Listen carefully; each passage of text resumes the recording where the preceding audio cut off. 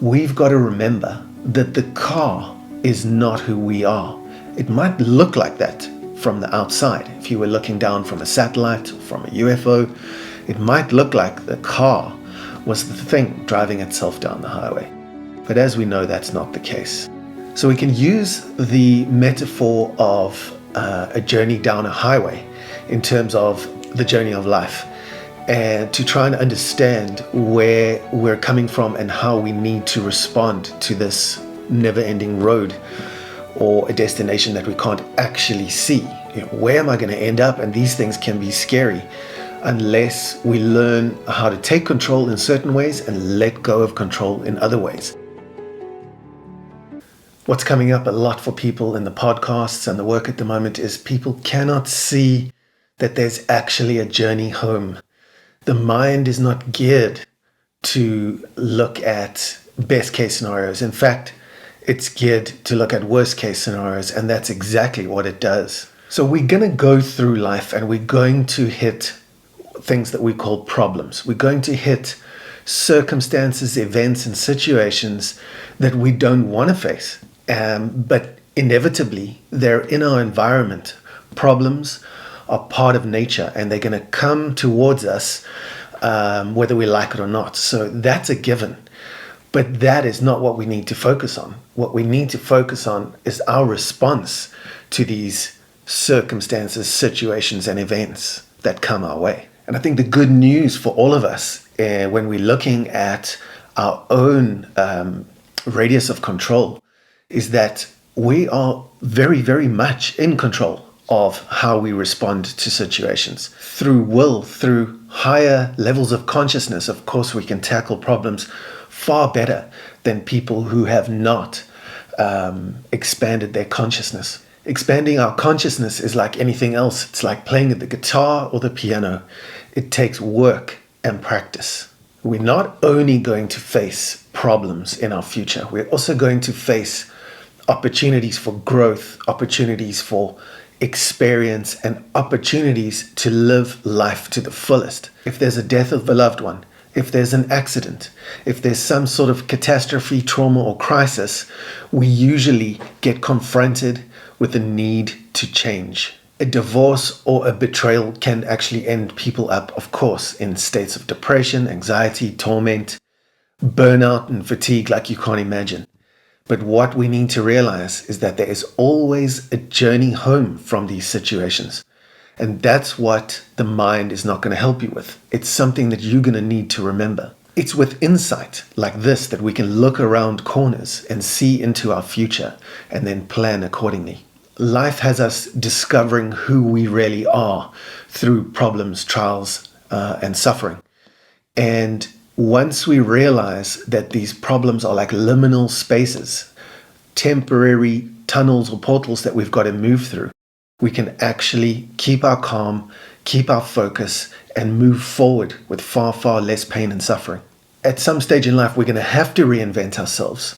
What we had working for us is not going to work anymore at a certain point in life, which of course I call the second half of life. What served us in the first half is not going to serve us when different problems arise. So we're going to have to learn how to reinvent ourselves, and that can sound overwhelming in itself, but actually it can be the most freeing experience or journey that we ever take. So we can use the metaphor of a journey down a highway in terms of the journey of life, and to try and understand where we're coming from and how we need to respond to this never-ending road or a destination that we can't actually see.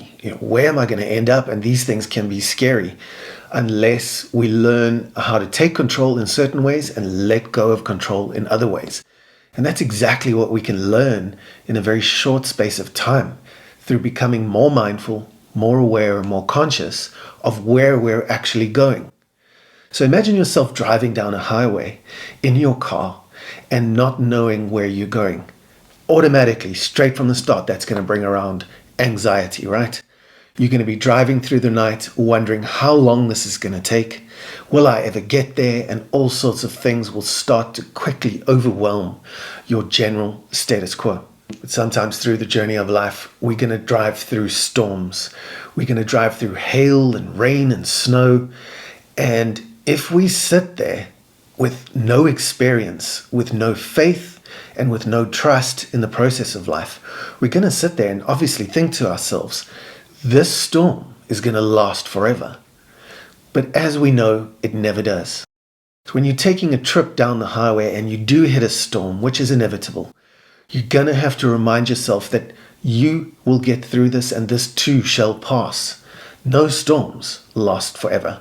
And behind those clouds, the sun is always shining. So these are things we're going to have to consciously remind ourselves about as we take the journey back home in life to a place where we regain consciousness, where we regain, recover, renew ourselves. That's the meaning of life. Everything is a cycle of life and death, of rebirth, of reincarnation or carnation. It's a spiritual journey. It might start off as a very physical one when we're young, and then a psychological and emotional one, as we've discussed before in the podcasts. And then it becomes spiritual, which means more of an inner journey is taking place. So when we're in our metaphorical vehicle driving down the highway of life, we've got to remember that the car is not who we are. It might look like that from the outside. If you were looking down from a satellite or from a UFO, it might look like the car was the thing driving itself down the highway. But as we know, that's not the case. The case is someone is behind the wheel, which is you, or behind the wheel of the vehicle. And in our own lives, psychologically speaking, you're the person driving the body, the heart, and the mind to a good destination. A destination which we have to think of before we get there. We have to perceive what destination that's going to be. Because as we know in life, you can take two roads. Two roads diverged in a wood, and I took the one less traveled by, and that's made all the difference. That was Robert Frost. And it's so, so true. You got to take a journey, and at that crossroads, don't take a chance. You got to be prepared. So in our metaphorical highway, you're going to sometimes need to consult a map. You're going to sometimes need to stop, pull over, and say, whoa, let's refocus. Something we've got to do in life. The maps we use are what we learn here, what we learn through the books we read and the things that we listen to. And those tools that we learn there are going to be able to be used when we're actually on the road, when we're doing things in real time, in the real world. Those tools are going to help us to get to our destination. So on our journey, we might get lost. It's going to happen. We might even have to take unexpected detours, and that's going to happen too. So becoming aware that these things are things that we're going to face as we move forward is something that if we accept and are aware of, we can take appropriate action in overcoming. So there's no need to be stuck with a flat tire on the side of the road, not wanting to get back on because we don't know where the road leads. We might as well just stay stuck. What we've got to realize is that we're on a journey back home. No matter how things might have been in our lives, we've got to remember for ourselves, because the mind's not going to help you do it. We've got to remember for ourselves that there's a destination and there's a route and a journey specifically that we can take that will lead us there in terms of the path of the least resistance. Sometimes through life, we might end up spending way too much time looking in the rearview mirror. There's a reason why it's so small.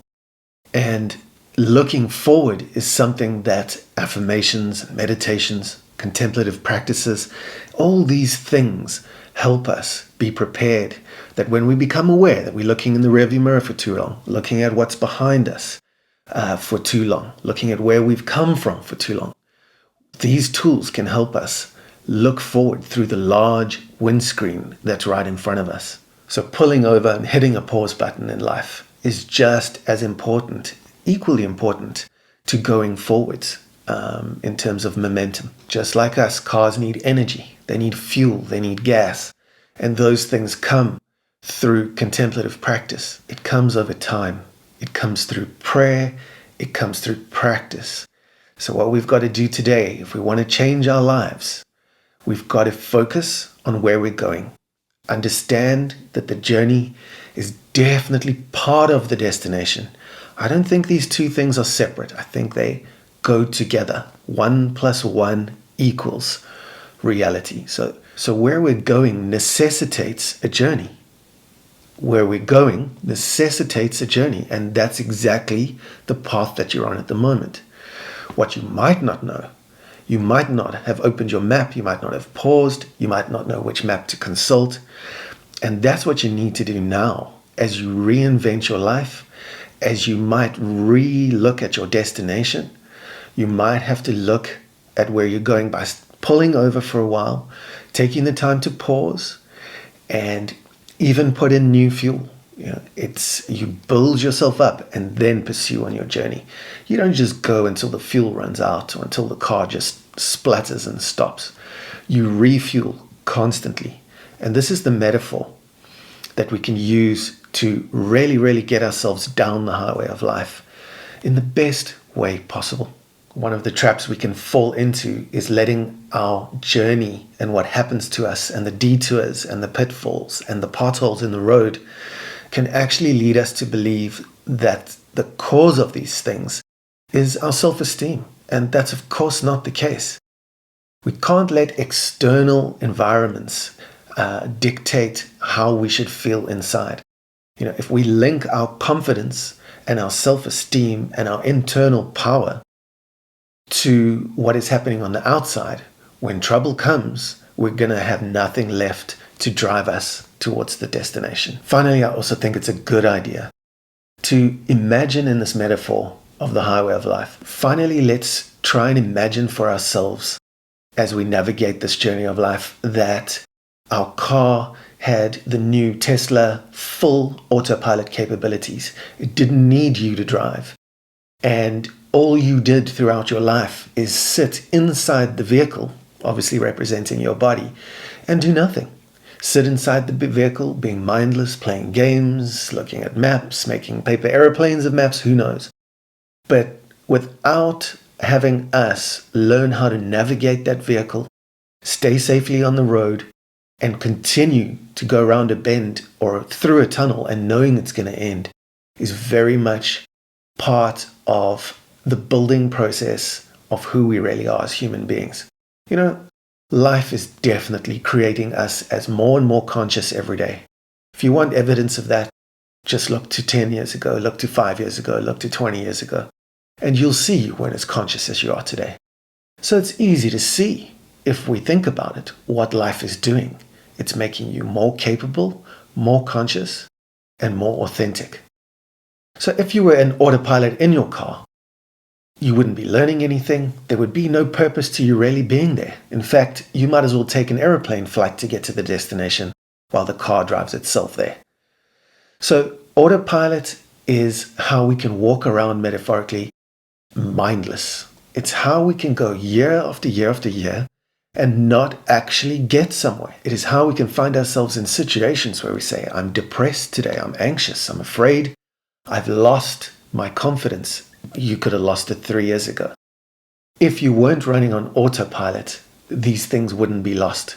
We'd be very, very aware of where we are in the present moment, and we'd be able to make minor tweaks as opposed to gigantic tweaks like recovering from 20 years of depression, as compared to these minor tweaks and map adjustments that we can make while we're looking at the view, assessing the terrain, and actually getting there ourselves through an experiential process of conscious awakening. So make sure you live every day of your life practicing contemplation, that is thinking about how you feel, using a pen to write down how you feel.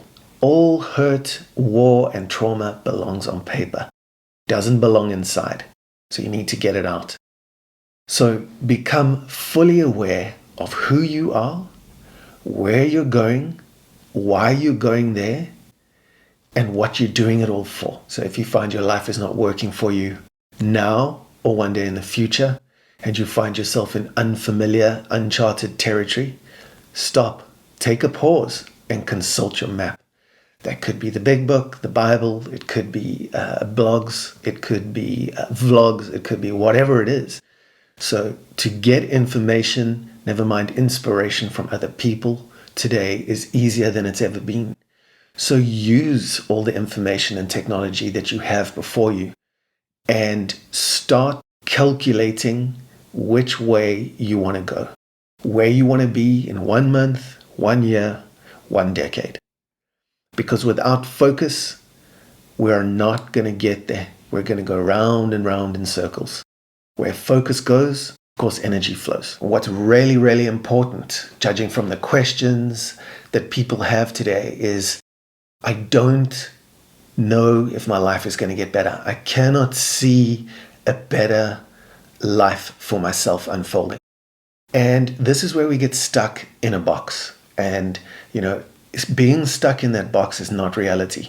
Life has no boxes. The mind can make boxes, of course, but in real life, there are no boxes. So when the mind constructs one, you can tear it down, you can break it open, and then carry on your journey. So realizing that the mind has started to limit you, and it's always going to do that if you're off in the past or if you're off in the future too much in your head and in your mind is going to limit you from going too far off into the past or the future. Of course it is. It's trying to help.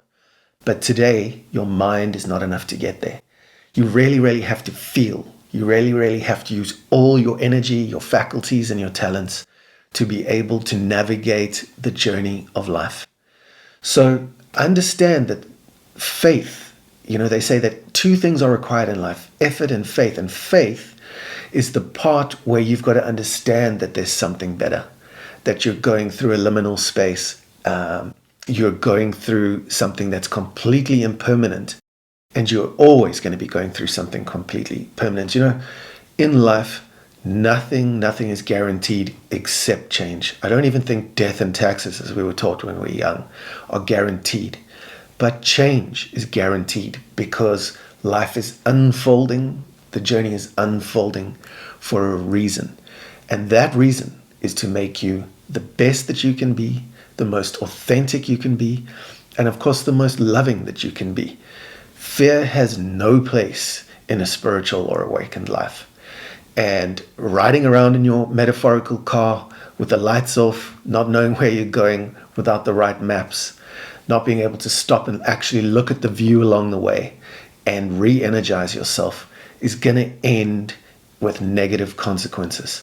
So just remember that your mind cannot do negative consequences. It's not capable of it. Otherwise, no one would make mistakes. The mind is more capable of trying to avoid fear by putting your head into the sand. But we need light in the darkness. We don't need more darkness. So use your practices every day. Shine the lights. Put those headlights on bright and steam forward to a destination that you know how it's going to end up, where you're going to end up. Because where we all end up is more and more conscious. We need to push through becoming more divine, more loving, and more authentically ourselves than we were yesterday or 10 years ago. That is the meaning of life. To become part of a divine, loving solution without fear. Okay? False evidence appearing real, or FEAR, forget everything and run. That's how the mind's built. That's how your nervous system is built.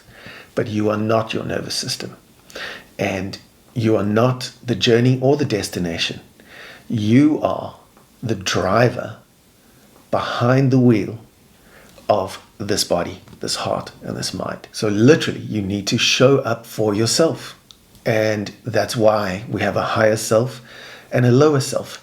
Showing up for yourself implies that there are 2 people. The person who's showing up and the one that's showing up for the other. So when you show up, that's a spiritual awakening, nothing less.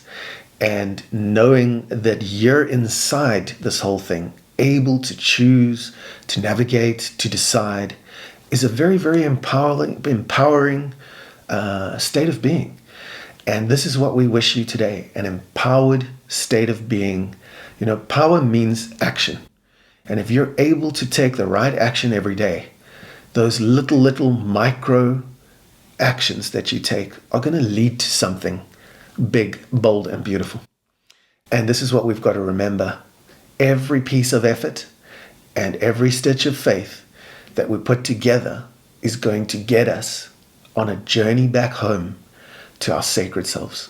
Don't let what happens on the journey, all the mistakes, all the traumas, all the wrong turns and detours, all the breakdowns and flat tires, don't let those things into you to become attached or linked to your self-esteem. You're a divine being that is brought into this world in a single cell. And every day there are trillions and trillions of cells just in your body and your brain that are developing and growing so that you can grow spiritually, so that you can become fearless. All love and no fear. That's the name of the game.